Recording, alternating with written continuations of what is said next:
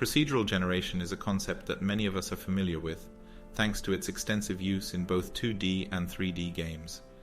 Recently, I found myself drawn to Spelunky 2, particularly intrigued by its level generation system. It strikes a delightful balance between handcrafted and randomly generated content. In this devlog, I want to delve into the mechanics of Spelunky 2's level generation and how we can leverage this knowledge to create a custom level generator in Unity. So, let's dive in. The first question to consider is, what makes a good procedural level generator? What qualities should it possess, and what patterns should it follow or avoid? Let's take a moment to consider Minecraft, widely regarded as having one of the most advanced level generators in the gaming industry. As you traverse its vast landscape, two aspects of the generator become evident: a random noise generator and pre-built structures. Elements like dirt, sand, gravel, and water are placed using a 3D variant of the Perlin noise algorithm.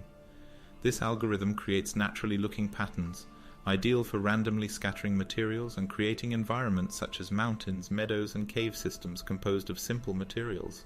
For buildings, trees, and other structures, Minecraft takes a different approach. It utilizes a list of pre-built structures which are spawned into the world, following a predefined pattern. While the spawning pattern and the detailed look of these structures can be slightly altered during generations, their general shape remains intact. Let's shift our focus back to Spelunky and see if its level generator employs similar strategies. Let's go back to the original Spelunky. The algorithm for this older version has been made public by Derek Yu in his book, aptly titled Spelunky, and by the modding community. I found the Spelunky generator lessons by Darius Kazemi very insightful for understanding how the levels are composed. The basic principle is that levels are composed of rooms.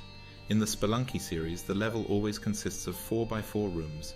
You start with a start room at the top row of the level, and then randomly move left, right, or down. Once you reach the bottom layer, you can either stop immediately or continue a little to the left or right until you hit a wall. This ensures there's a clear path from start to finish that can be traversed without using resources. The remaining spaces in the level are filled with random rooms. The rooms themselves are pre-built structures with some variability. They contain blocks that may or may not spawn or could spawn another block instead. They also contain multi-block features that can probabilistically spawn, altering the room layout and consequently the level. This creates an illusion of natural-looking environments using a limited number of rooms. Spelunky 2's algorithm operates in a similar fashion, but includes more variability. The major change is that some rooms are now mandatory and will always spawn. For example, levels 1-2 or 1-3 must have the Ujat room and Yang's pen. The second change is the introduction of levels with preset layouts, like 1-4 with Quillback, Olmec's Lair, Tide Pool 4-2 and 4-3, Kingu's level, Ice Caves, and so on. These levels still contain certain rooms that are procedurally generated, adding a comfortable contrast to the fully procedurally generated levels, keeping the game fresh each time you play. I spent some time with the Modlunky level editor for Spelunky 2, trying to understand how I could build my own level editor and how the rooms function.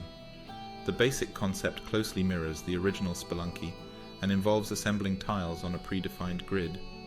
Everything in Spelunky is a tile, from structures to shopkeepers to background props. While this makes the level format compact and easy to serialize as an array of tile numbers, it does add a level of complexity since some concepts are abstracted behind the tile's representations. With this understanding, let's transition to Unity, where I've created a preliminary version of a working level generator. This generator is based on the Unity tile system, and much like Spelunky, the levels are composed of rooms with a main path, special rooms that can be designated as mandatory, double rooms, and additional randomly scattered basic rooms to fill out the layout. To ensure every level can be completed without using bombs, a path is traced in the level using the A* algorithm. If this algorithm cannot find a viable path to the exit, the level is regenerated. This functionality proves to be a useful tool in more constrained situations. For debugging, I've included a Spelunky GitHub repository which handles movement and character animations.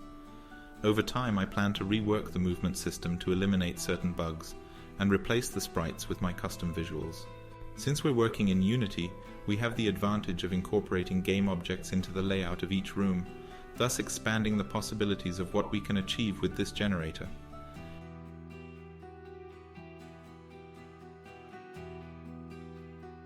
As you can see in an earlier demo I made, it runs incredibly fast.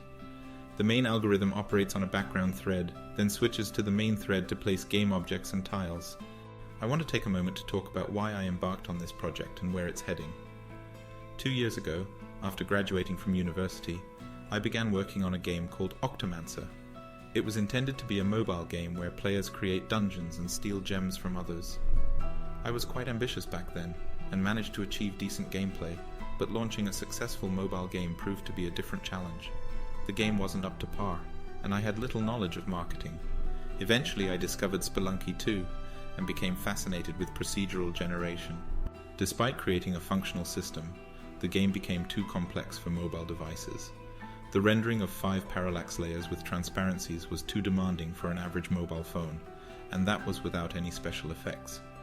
I decided to shift the game to desktop, where it was more enjoyable, especially with a controller to utilize the full movement spectrum of the octopus. Still, the game had its issues on a keyboard, with object interactions and other aspects. I eventually had to reassess the entire project. Despite brief experiments with fluid simulations and dynamic lights, the gameplay remained flat.